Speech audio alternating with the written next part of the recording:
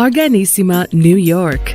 Your exotic skin, hair, and beauty source, and your one-stop shop for all your natural and organic skin and hair care, featuring authentic organic Moroccan oil and prickly pear seed oil and much more. Bringing you only the best, straight from the source and proudly produced in the USA. So what are you waiting for? Shop today at www.arganissima.com. Arganissima, New York. Your beauty is our duty.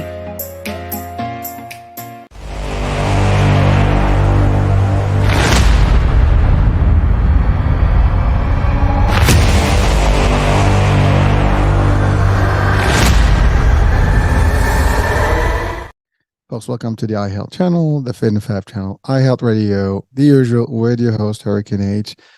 New day, show, new topic, new guest, and a different angle. And I like this angle today. You guys, it's not something we talk about all the time because it's got to do with children, it's got to do with illustration and, different things. So different angle. But with me, my guest, she is a coach, she's a trainer, she's a yogi, she is an illustrator, she is an author, she's a lot of things. And we're going to talk about all those things and how they all fit and now how they all kind of tie into the discussion of today.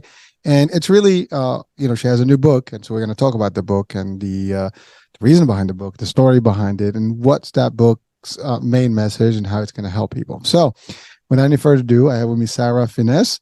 Sarah, welcome to the show. Oh, thank you so much, Hurricane H, for having me. I'm grateful to be here. My pleasure. My pleasure. So let's talk about you, Sarah, your journey. First of all, like your background in terms of where it started and how I know you had, early childhood, education kind of background. So we can talk about that part because I think that may have been the motivator behind the book. And again, you're going to tell us all that. But also I want to learn about your yoga, your personal, the training piece of it and all the stuff. So we're going to touch on the fitness, the health, the book, the whole nine.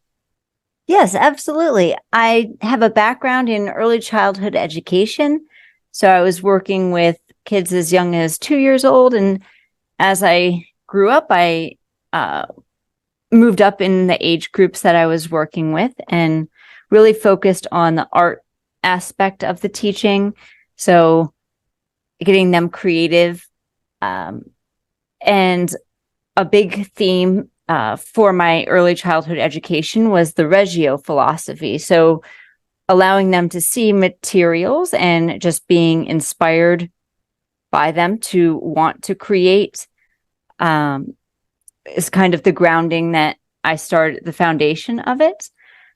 And from there, I ended up in the fitness field. So a big jump, but my book is kind of marrying my teaching art teacher with my yoga and fitness chapter.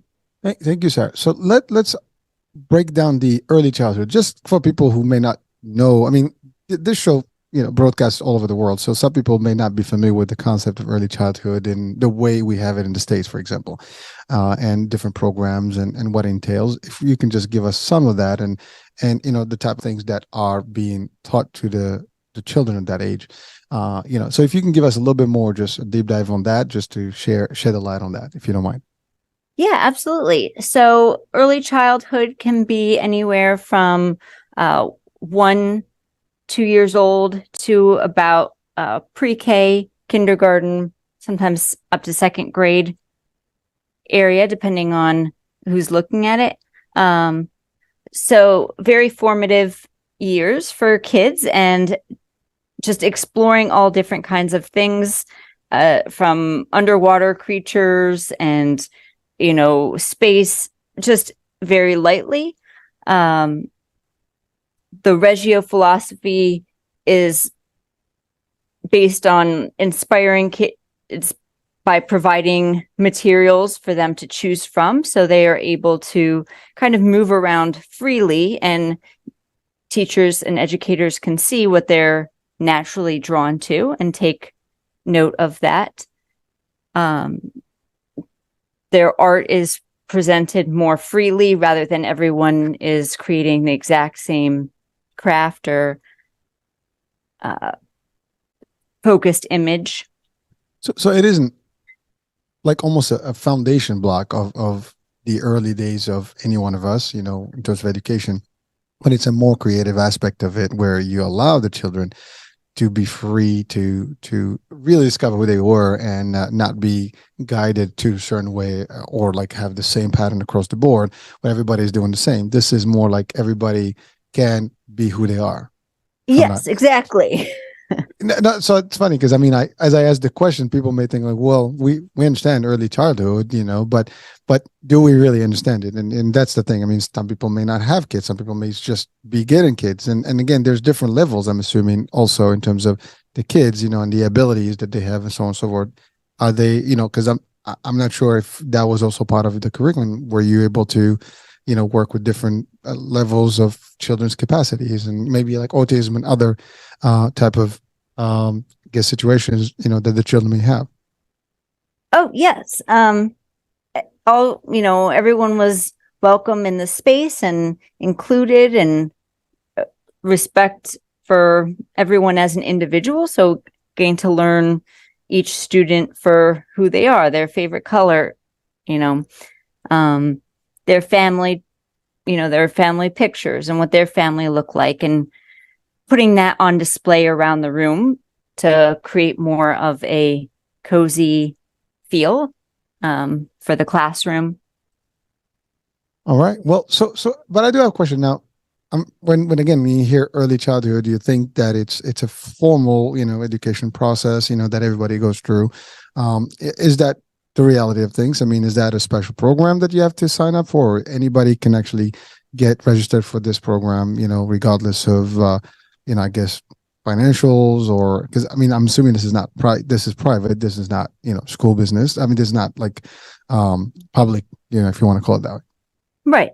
There are public areas of early childhood education. I worked in a private school, so they had a specific private education or private early childhood education department.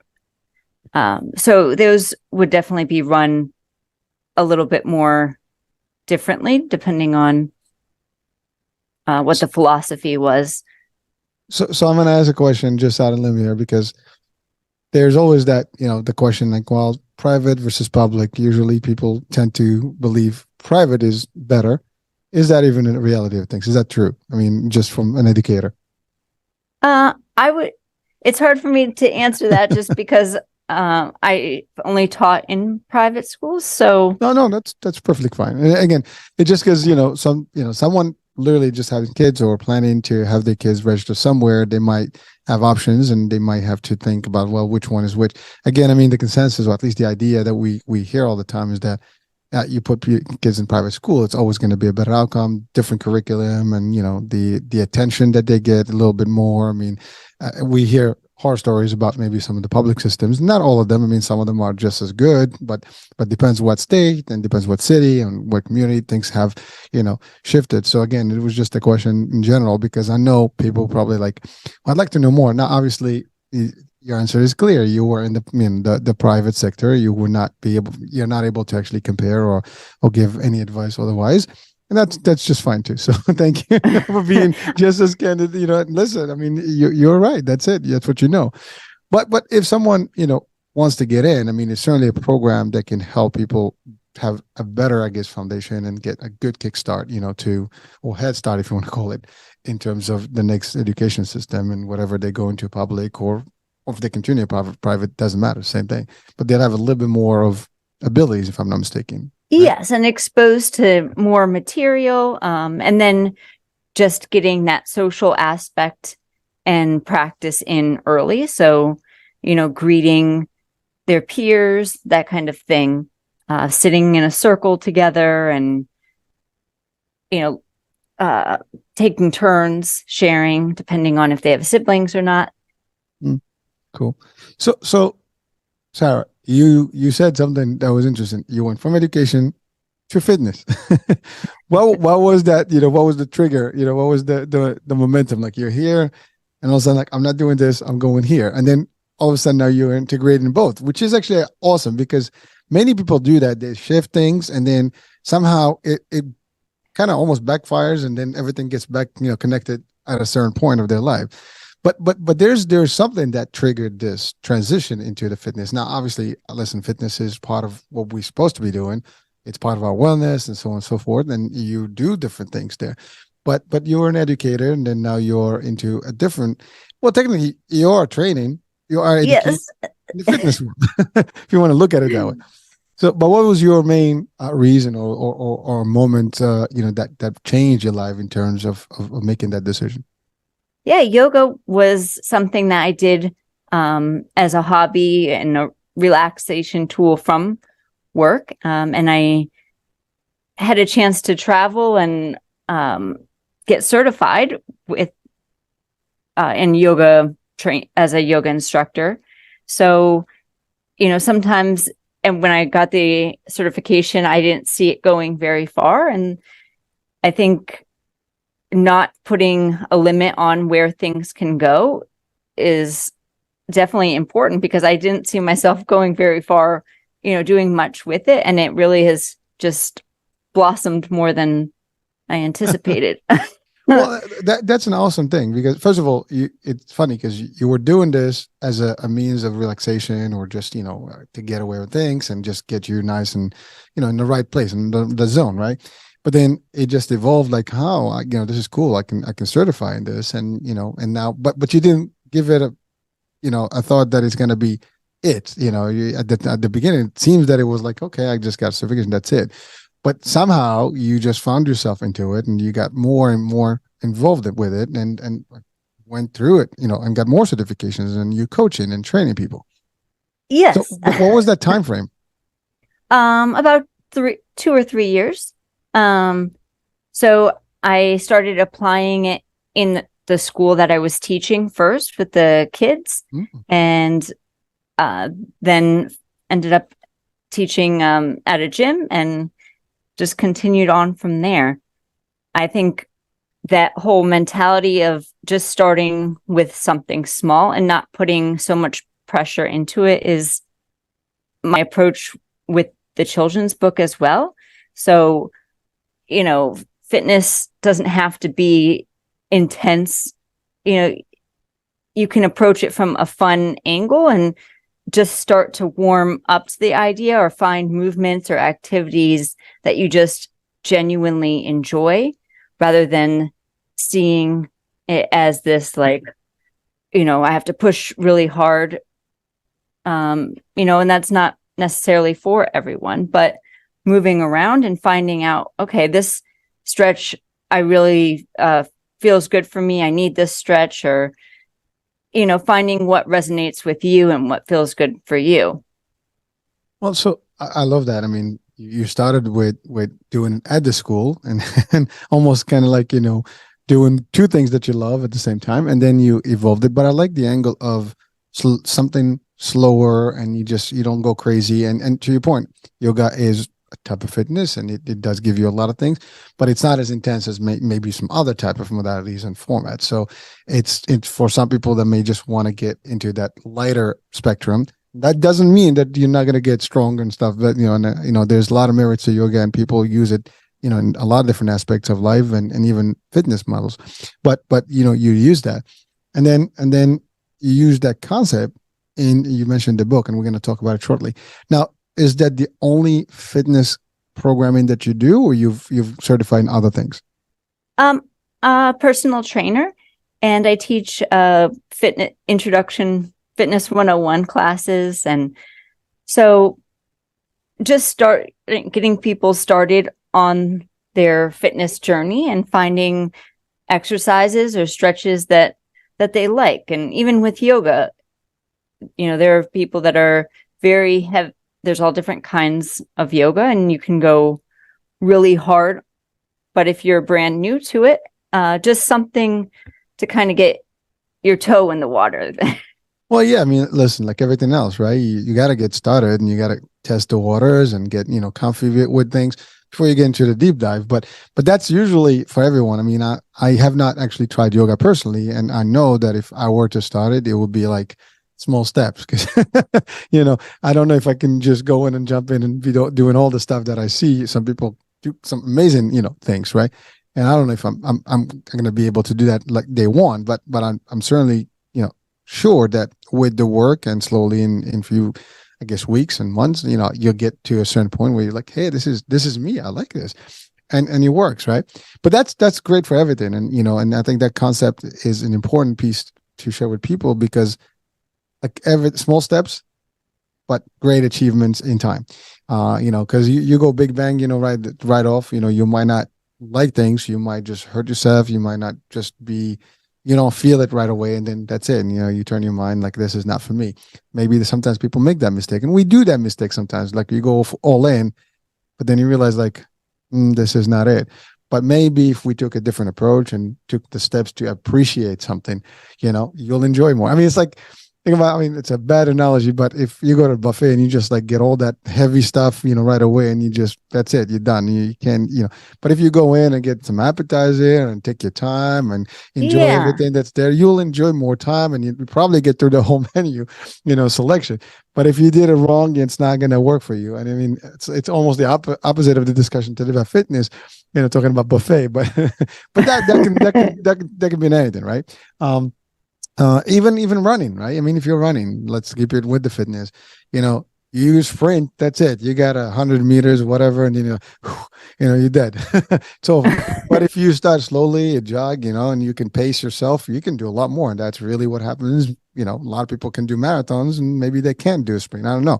But the idea is, we know that not the best sprinters in the world are not really the ones that are running the 1500s and the 3000, 5000 and all these other, type of athletic, competitions. So it's all that, but slowly but surely, I think that's a good expression that everybody, is comfortable with, and it works. At least for me, I agree to that concept. You don't go. Now, I do believe in like go big or not, but that's on ideas. Like you're gonna do something, do it right. Oh yeah. But that doesn't mean you just gonna go overnight, become this success or whatever it is. You're gonna start small steps. You gotta crawl, walk, then run. That's how that's how it works. At least that's the way the nature has intended to be, right? So Sarah, you did this, so you've been spending your time teaching people. And by the way, I love the idea of the one-on-one and helping people get accustomed to the fitness world, because again, some people may, for people that have been in fitness or in some sort of a gym format all their life, it's natural, right? It's part of life. But some people don't have that, and then they just realize at a certain point in their life they're not in the best shape. They can't breathe well, they're heavy, the weight is overwhelming, a lot of things can happen. Their health is not where it needs to be. The doctors sometimes say, it's time for you to hit a gym, it's time for you to get a personal trainer, it's time for you to do this. That's when they start. And so it is abrupt for someone who has not been conditioned to this from day one. Now, you deal with those people and you are helping them. If you don't mind sharing with people, if they're listening right now, watching, if you're in that situation, what would be a good advice to give them? Because it is hard, to start any regimen of anything in general, all of a sudden. So what's your best advice on that one? Knowing their why, figuring out why now do they want to start, and also knowing that it's not going to be a perfect journey, and there's room to kind of get off track and just be willing to get back on, and that comes back to why you're doing it in the first place. So if it's something that you truly want to do, then it makes getting back on the track a lot easier. Oh, listen, I mean, again, people, they do decide. I mean, we hear this all the time. New Year's resolution. Everybody wants to get into that, right? And then a month, 2 months later, people give up. It is a hard journey, and you have to have some commitment. And to your point, it's like, what was the reason you're in this in the first place? And if it's gonna be, something that's gonna be life changing for you and health wise, you're gonna get better. I mean, that's like a good outcome, and you need to get there. So I think that's very sound advice for people, and then it has to also to come from them. I'm assuming that if they're not participating the right way, your results are not going to mean anything, right? No matter what you do, it's got to take some investment. Yes, exactly. Planting your seeds. Oh, that's like everything else, right? I mean, we sometimes some of these concepts are almost like applicable to all other walks of lives that, life things that we do, whether it's business, family, relationships, this, that, they all apply the same way. If you have something that you want, you gotta know that you have to. It's gonna take some time. You gotta build to it, and you have to be committed to it. That's it. Yes. With none of that, probably things are not gonna work out, and then you'll be like, oh. I don't know what happened. You got to look here. You weren't there, right? So, all right. Now you do all this work, and that's actually your core work, if I'm not mistaken, to date. That's what you do. Yes. But then you decided to write a book that is for children's, purposes, right? Yes. So. Well, by the way, before I go there, the fitness that you do and all this stuff is I'm assuming adults, or there's also children in the mix. Adults mostly, and then sometimes starting some kid workshops every once in a while. Okay, good. So you still do your thing, right, with the children and the education. That's part of you. It's amazing. Like some of the stuff is in your DNA. You can't get rid of it. It's part of who you are. And the first opportunity you're going to get to give back or to do something with children, you're always going to do that. Now, I don't know if you have your own kids, but I think that do you have kids? I do not. Okay. So I guess you have a lot of kids. You deal with a lot of kids. You've been dealing with a lot of kids. So now your idea for the book, and first of all, what's the name of the book? And then what is the main idea of the book? It's called Iris's Magical Yoga Adventure. So Iris and her mom, Iris's mom teaches her about different landmarks around the world through movement.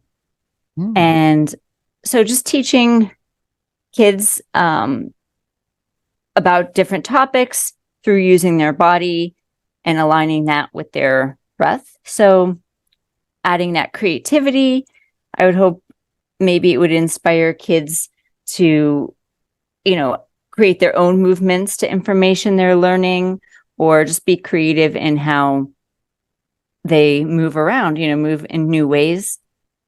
It has some fun creative art activities in the back for them to help enforce the learning.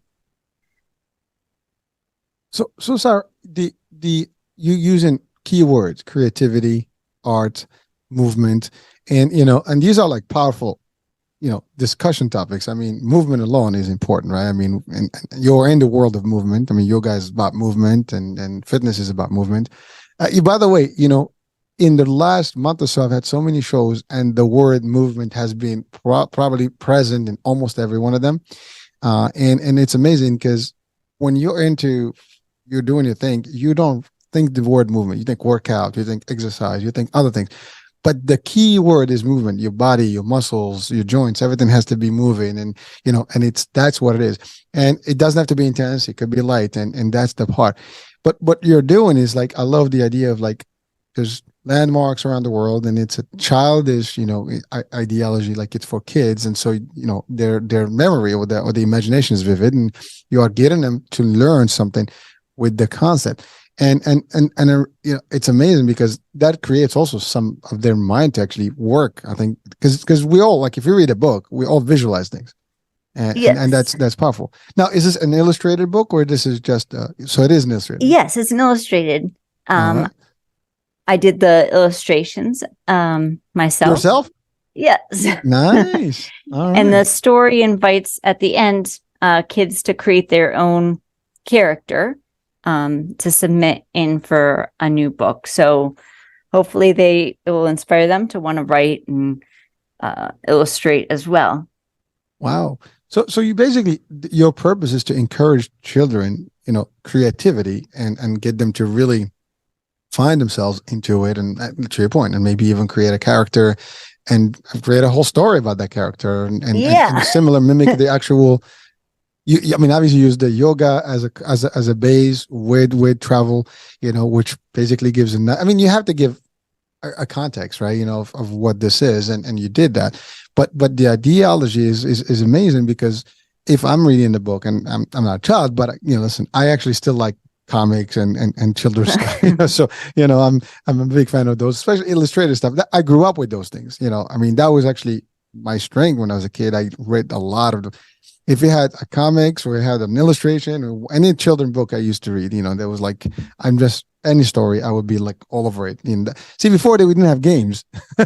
Right. You didn't have stuff like that. TV was limited. So all you did is like, you have the books. I mean, you read you're in a book, you're in the park, you got a book. And obviously I didn't read the big books, at the time, as a kid, but with illustration, with visual, it's like you're watching. It's a cartoon. You go into it, and you enjoy it, and you want. And some of these are series, and you want the next one and the next one. And believe it or not, I found as I grew up that back stuff that I had when I was a kid helped me a great deal in my education, in my now I grew up in a French system, so my French, for example, was, I would say, impeccable to a degree, and because and it was good, because I had a lot of reading that was built in, and the vocabulary and all this stuff, and so also your imagination was different, if you're reading and you're like open to all these things, and it has an impact no matter how you do it. That, at least that's my experience. Now, maybe different for other people, but I know, at least from other people that I know who actually had the same or similar, childhood with books and stuff, and they're just different how they operate today, in their, adulthood. So it's amazing that these things are important, or building blocks, I would say, for our children.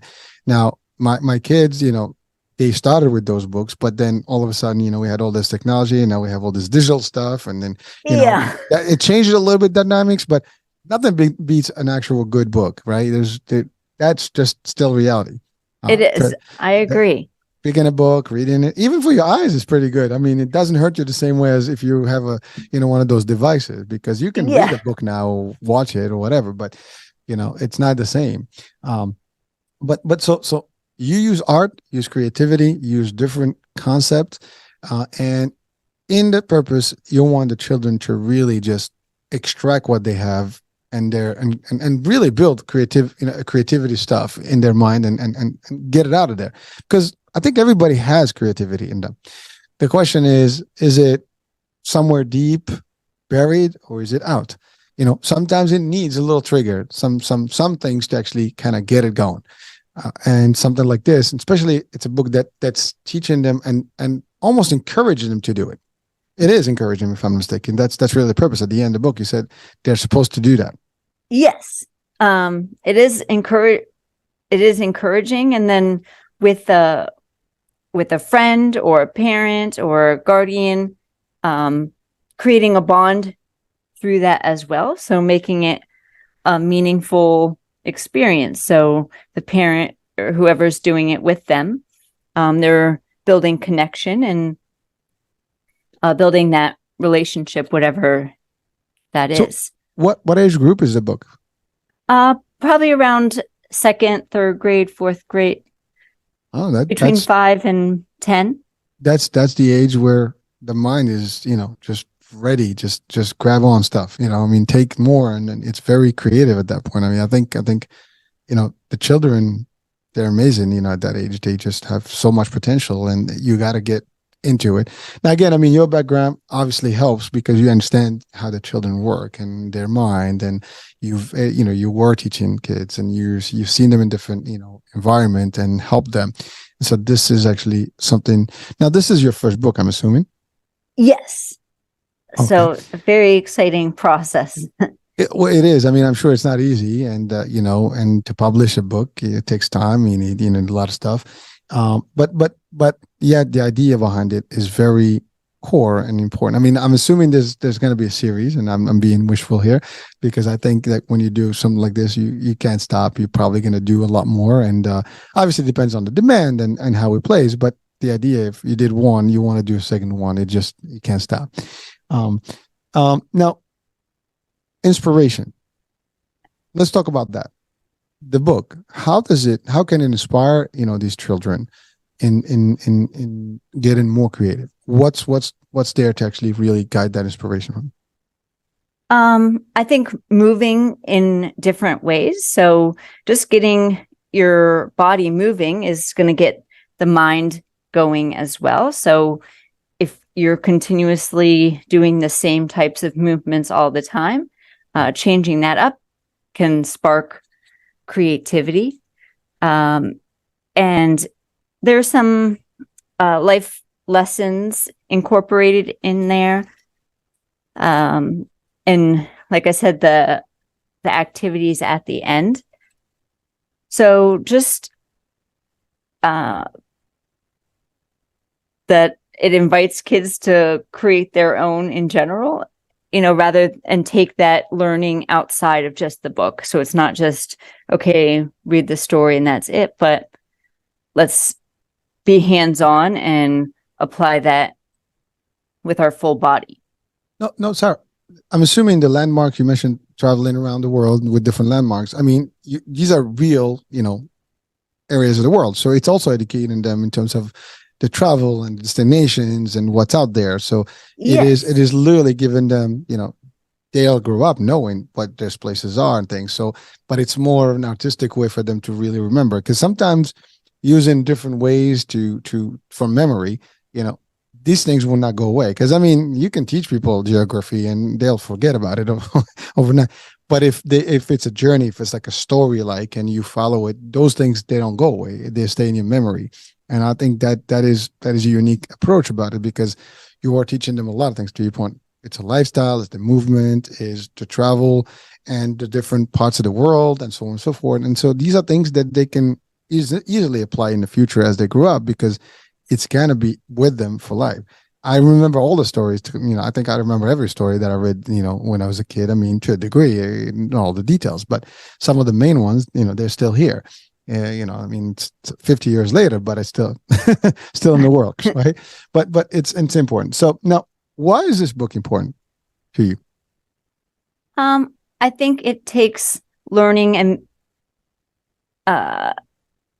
in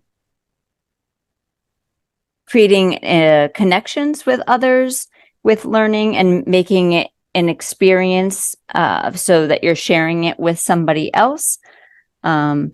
So playing into that kinesthetic learner, I know for me, getting hands-on with something really helps it resonate with me.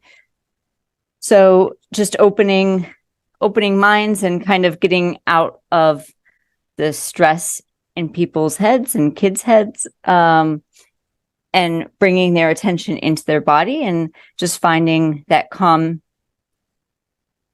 sensation of matching their movement with their breath. So you mentioned kinesthetic learning.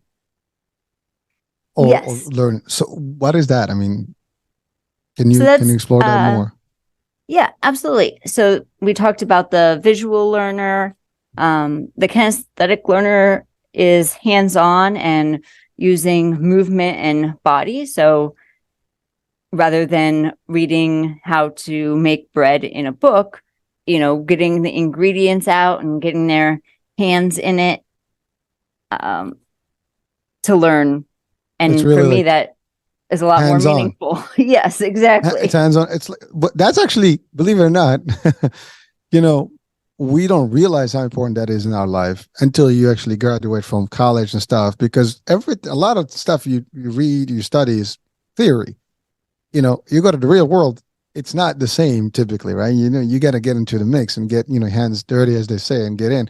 And so that concept, it sounds unique when you hear it, but it's really an important concept for life, because if you can be visually I like to see things, and absorb easily from a video or whatever, or an audio, right? But there is nothing that beats when you actually do things. You practice things become easier. Simple. It's, practice makes perfect. That goes across the board. But anything that you do, physically, you're learning faster, and it's going to become better for you, and so on and so forth. So it is a practice that we should all actually have, some sort of tendency to apply in our lives. And especially at age, if they get to really get involved and do the stuff and feel the stuff, then it's part of their life. It stays with you. There's not going back, in terms of I didn't know how to do it, because you've been doing it. Yeah. So it's important. So I love it. I mean, it's you get the visual through the illustration, but you have also the concept of the movement and the application of it in terms of now I do want to get, just for our audiences and even for me, if you can just give us a picture of maybe a little scene in the book or something to show us like how it all interacts? If let's say if I was a kid right now, I'm the child reading the book, how would I apply that? So one of the landmarks that they visit is the Colosseum. So the book explains how the Colosseum was used, and invites kids and whoever's reading along with them to embody the lion, a lion that is at the Colosseum, and just finding the strength of, okay, I'm pretending to be a lion. So it's not like be strong, but embody that strength, with your movement. And so you're reenacting a story within the learning. So I mean, literally, like kind of like in a play, right? I mean, you read the script and you actually act on it. And by the way, kids do that all the time. They read something, and again, talking about comics, Superman came out, every kid is like, putting a cape and like running and doing the movement and like, I'm Superman. You get a character and everybody is like trying to mimic that character's movement and do the same. It is amazing, how the mind, and it's vivid. I mean, it picks those things. And you're right. If you add it's like almost, we know of the concept of 3D now and 4D, like it's got a full experience. Really, that's what this does. It's just in an old format. I mean, you have the visual, you have the artistry there, or the artistic part of it. Then you have the movement part. So when you add those things, you do get actually a 4D, 3D. I mean, that's what you experience in the 3D and 4D type of theater, for example. You are getting the whole, you're feeling it, you're seeing it, and then you get the movement with it. So that's the 4D part. You're just creating a traditional 4D concept before the CGI business in the movie industry, and I adapted, I guess. But that's just, the idea behind, what we're supposed to have. I mean, in a lot of places, you don't get to have a good practice in terms of your education and what you read. You read a story, you imagine it's one thing, but you read a story and act on it is two different things. It's just not the same. You're right. If we do a script, like if we read a book right now, and then there's a script, and then we get to act it, then you, first of all, you memorize that book. It's not going anywhere. I mean, if you ever had a line, like I did theater a long time ago, and I still remember my line. And I remember exactly my role, and it was a small role, but it was just something that you're never going to forget. And that's exactly, and I think when kids do apply these things, they don't go away. It's somewhere in the memory, and they get triggered at a certain time. And sometimes you never know when that's going to affect their real life at a point, when they're grown, because there may be something an experience that will encounter, and then, maybe they'll apply some of the stuff that they've read in that book or any other book for that matter. So, definitely. So mindfulness. Let's talk about that. Yes. In the context of the book, how is that, important for the children reading the book? So it's presented on a very base level, but aligning the breath with the movement. So just focusing on, okay, when I am doing this movement, I'm inhaling, and when I'm doing this movement, I exhale. That's taking the mind off of everything else that's going on and putting it into their body. So, which is just going to help ground them and relax their body more.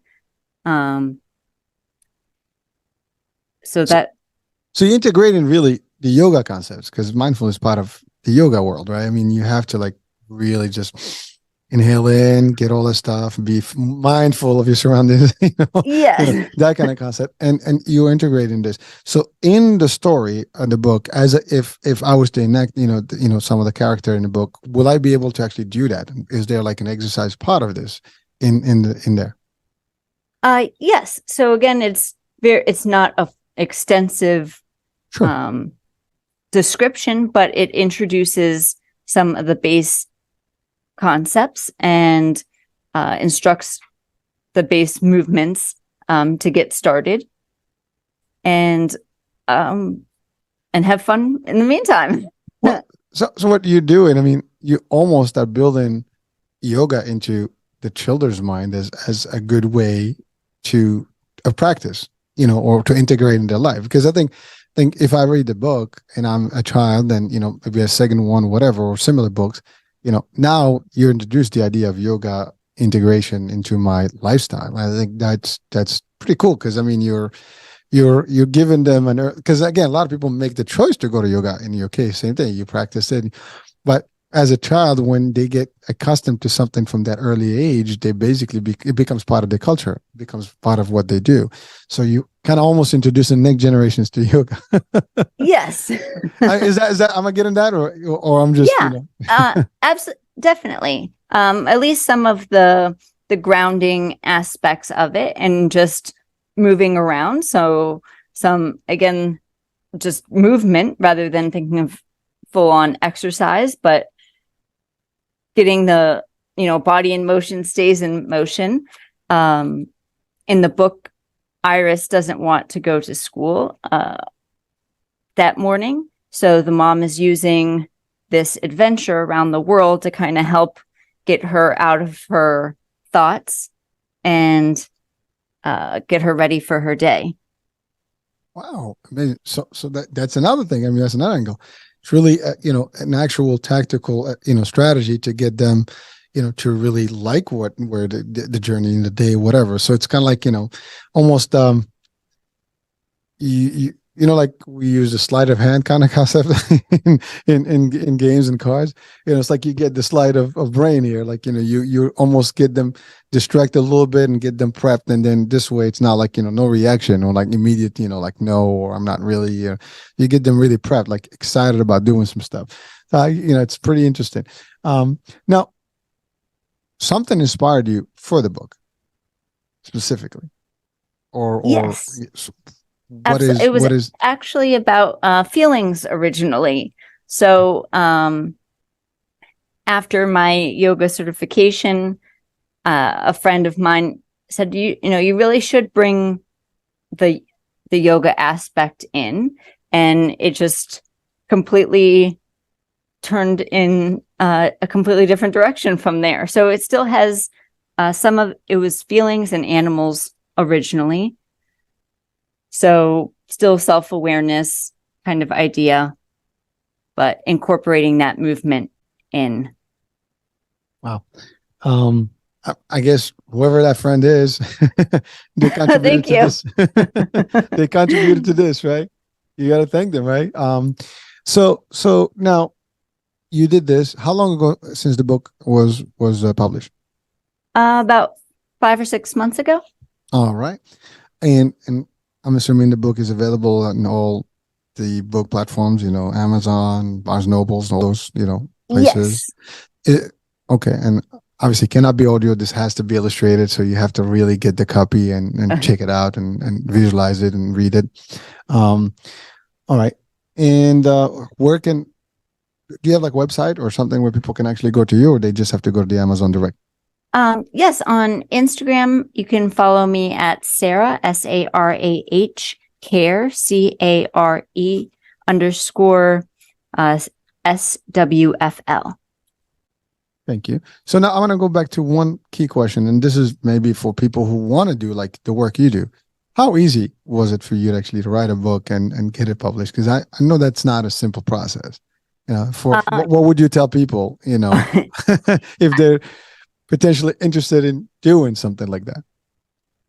I would say it took me over a year. The illustrations, especially, putting those together, but finding someone, you can go on Fiverr.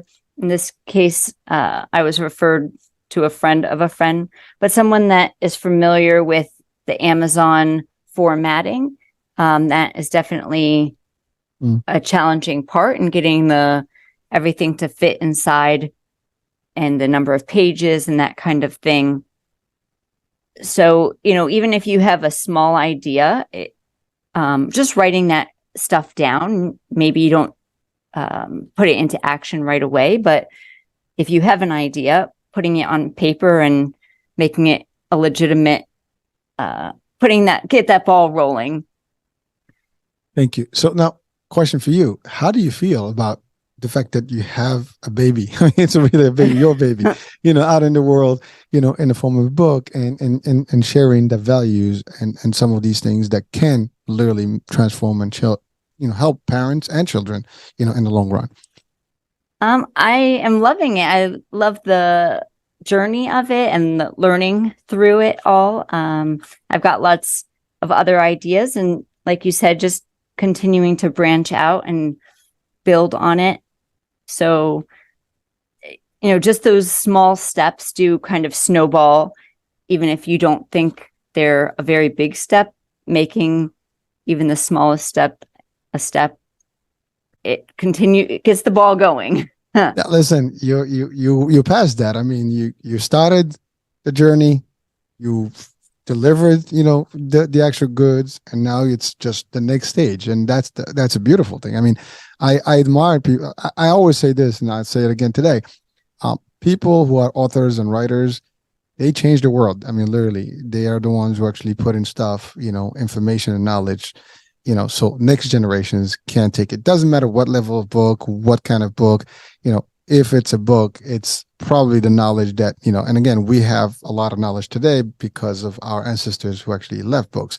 If you don't leave books, I mean, there's, so you guys are doing a terrific job in terms of the work. And so I get a lot of authors and writers, on the shows, and we talk about different topics, but in the heart of it, I believe that their mission, is unique, and they are contributing to a legacy, and that is admirable. It's honorable. I love it. So, I guess the next one will be the next book, and then the next book, and you have a series.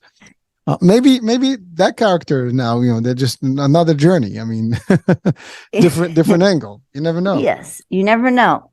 Well, I'm sure something's cooking, so I'm not going to ask, but I'm sure something's there. Yes, Steve. Hopefully, we'll get to chat again. Yeah, well, definitely. So, any last we're coming to the hour, and what is a good advice to the children, to the parents, and to our audiences? Just what would you say to people about reading or the importance of reading books specifically? I think bonding over it. So whether you with older kids talking about what they're reading, or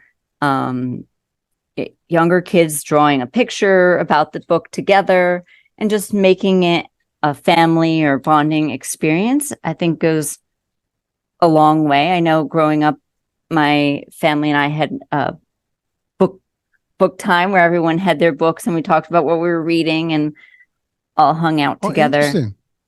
So that was a great memory. So just creating those connections through it is important. Well, what you said is very powerful. You had something as a memory from your childhood where you were actually doing this. And so, see, this is what we discussed about, like when you do something at an early age, it sticks with you. Now, look, you went through education, you went through the fitness world and the yoga world, but yet, that kind of stayed with you. And now you're almost delivering that for other families to have the same. It's that's amazing how things work, and it doesn't fail. I mean, you talk to other people about different things, and this stuff that is from the youth, from those days, it's like it's always with you. It becomes part of you. So it really listen. Does. So I guess we have to thank your parents as well. Yes, and your family for allowing that. Your love for books and for reading books and things like that, because maybe that's what triggered this. And again, I'm sure there's a reason behind it, and you did it, but you're relating to it, so that means it was important, and I think it is important. So yes. Well, thank you. Do you have any memories as a child where you were talking with different people about what they were doing? Me personally? Yeah. Oh, I mean, or a lot of memories. Entertainment industry that led to that? Not with entertainment. Like, again, parents, talking to me. I mean, my dad, was always there, and we were talking about different things. And, I live with some of these concepts that, I spent with him. I mean, I had a different childhood. Like I said, I mean, I was a lonely child, so that's a little different. I was in activities, but many things that I've learned since I was a kid, are things that I drive. I mean, for example, I relate all the time. I state this all the time that I've been in martial arts since I was 9 years old. My dad was in martial arts and he introduced me to them. And, that became part of my life. And, I'm 51 and it's in my life, so yeah, I mean, those are the things. I mean, like my mom was always there for me, and believe me, she told me how to cook, so I can cook. So stuff like that. It stays with you. Like I tell my kids, I was a kid. I was able to actually make my own meals and things like that, and it was something that I enjoyed. And so there's all kind of stuff. In terms of books, I mean, they loved for me to read books, and I used to get collections of books, and and then we go trade books, and with friends, and you get to these bookstores and you just kind of give old ones and get the new ones, and it was all fun. I mean, so the childhood memories are like amazing, and the good and the bad, by the way. Some of things that could be bad, they stay with you, but luckily I don't have a lot of bad memories from my childhood, life. And but that's really who you are, and I think it changes your life. And now you can certainly shift at any given moment. You're not always conditioned to those things. Yes, they are part of your baggage, and they're with you. But if they're bad, you can get out of them, and if they're good, you hold on to them. That's all. I mean, that's another advice that I always tell people. Just because you have a set of circumstances, that's one thing. We all have our circumstances, but as you grow up, you take the good and you dump the bad. That's it. I mean, you have the ability to do that. We have the ability. But the good memories, they just stick. I mean, like I said, I mean, my dad passed on, but his memories are with me, and the things that we did as a kid, as a kid with him, and the support he was there, and the parents. It's always that. I mean, again, I didn't have, brothers and sisters. I cannot talk to that effect, because I know people who have siblings, they have a different experience. Like my daughter and my kids, they always tell me like, well, Dad, you're not like us. You never had brothers and sisters, so you don't understand how it works. I'm like, touche. It's amazing, like how things, but I mean, we all have something that drove us to where we are today. And it makes who we are as a humans and our contributions to humanity. And I think we all want to do something. Like I like to teach, some stuff that I learned before. And I believe that anything that you learned from way back then to this moment is meant to be taught to others. Knowledge is not supposed to be, hidden and kept by yourself. I mean, eventually we're all going to die. And if you don't share that knowledge in a form or another, it's gone, right? It disappears. You are doing it in the form of books. I'm doing it in the form of podcasts. So we have different formats to do it. I mean, actually, you're doing it in the form of podcast too, because you're talking about this stuff now, and people are encouraging people to actually get the access to the book. So this is something that's going to be for life. I mean, this is the internet world now. You plug one of these shows in there, and that's it. They're gone. I mean, they're forever in circulation. Somebody somewhere, in this generation or next one will probably come across something, right? And that's the part of it. We're not just here to take, we're here to give. At least that's my philosophy in life. We're not scavengers. We're not, just taking. We're not Pac-Man, Pac-Woman. Right. We're here to actually give and contribute and do good things, and absolutely. We take the best. And that's it. Like, again, you had great memories. I got great memories, but some people may say, well, my memories are not that great, and, if that is the case, totally understand. I mean, not everybody has different, the same lifestyle and whatever experiences, but always look for something that was good in your life. There's always something good in our lives, no matter who we are, no matter what we experience. If we look at all the big picture and, maybe it doesn't look good, but what was something good in there? And that's good enough for you to take on. And I think that's a beautiful part. If you actually are able to extract that, that's enough to actually give you fuel to be a better person and change, and help others. And sometimes the stuff we lack when we are kids, is a driver behind us doing more. I mean, many people don't have stuff given to them, and now they want to give because they were not able to get that, So it could even be, positive no matter how you slice it. It's just how you look at it. And your mind, I mean, I think you also talk about mindset, I think I've read something about in your bio about mindset. Mindset is everything, right? It's how you look at things. You can change the world. You can change your perspective of the world. Yeah. As one of your biggest struggles, you can help others get through it as well. And by the way, that's a mission on its own, right? There was a satisfaction to helping people. Absolutely. There's a joy to it. And people that are missing that part, they don't know what they're missing. Try to help someone, and the joy you're going to feel is going to be unique and different, and it's going to change your life. When you, wow, look what I've done. I mean, I really helped someone, and they're better, they're happier. And this doesn't have to be money. It could be helping them with ideas, helping them with support, helping them just being there for them, just listening to them, and that's the thing. Like, helping doesn't mean like, oh, they got to take from me. There are things that are free. Caring is free. I mean, being a nice person doesn't cost anything. Right. You don't have to buy it. So many things we can do to change lives and help.